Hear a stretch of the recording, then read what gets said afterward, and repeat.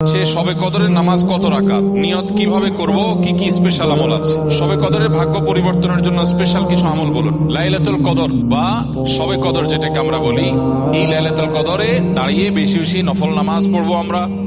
দীর্ঘ রুকু, দীর্ঘ সিজদা, দীর্ঘ কেরাতে, ধীরস্থিরতার সাথে, সৌন্দর্যের সাথে। তো কোরআন তেলাওয়াত বেশি বেশি করা, দোয়া করা, জিকির আজকার করা, আল্লাহর কাছে আল্লাহ স্মরণ করা, এগুলোর মধ্য দিয়ে আমরা রাতকে কাটাবো।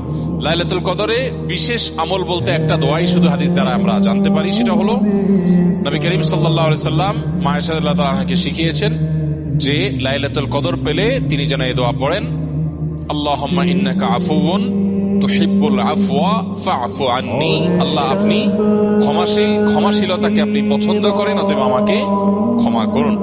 এই দোয়া আমরা বেশি বেশি পড়বো। এর বাইরে লাইলাতুল কদরের বা শবে কদরের আলাদা কোনো নামাজের ফরম্যাট নাই যে এত সংখ্যক রাকাত পড়তে হবে এবং প্রথম রাকাতে অমুক সূরার সাথে অমুক সূরা এতবার, দ্বিতীয় রাকাতে তমুক সূরা এতবার, এরকম কোনো বাধ্যবাধকতা নেই। যে কোনো সূরা দিয়ে অন্য যে কোনো সাধারণ নামাজের মতো করে আমরা লাইলাতুল কদরের নামাজ পড়তে পারি।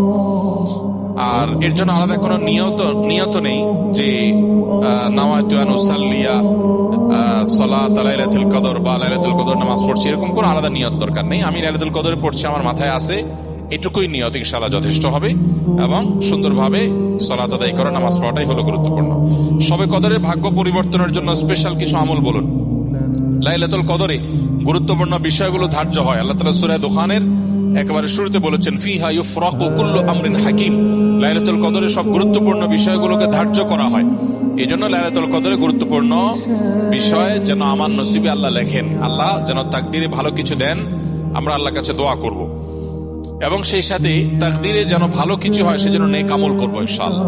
যে যত বেশি নেক আমল করবে এবং যে যত বেশি গুনাহ থেকে বেঁচে থাকবে, আল্লাহ তাআলা তার জন্য তত বেশি কল্যাণের ফয়সালা, ভালোর ফয়সালা করবেন।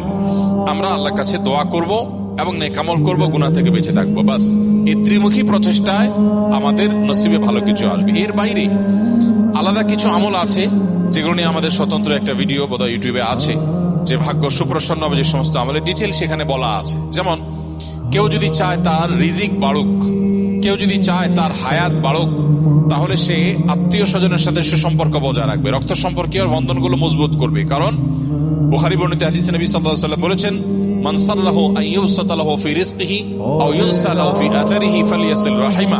যে চায় তার রিজিক প্রশস্ত হোক, তার হায়াত বাড়ুক, বরকত হোক, তাহলে সে যেন তার রক্ত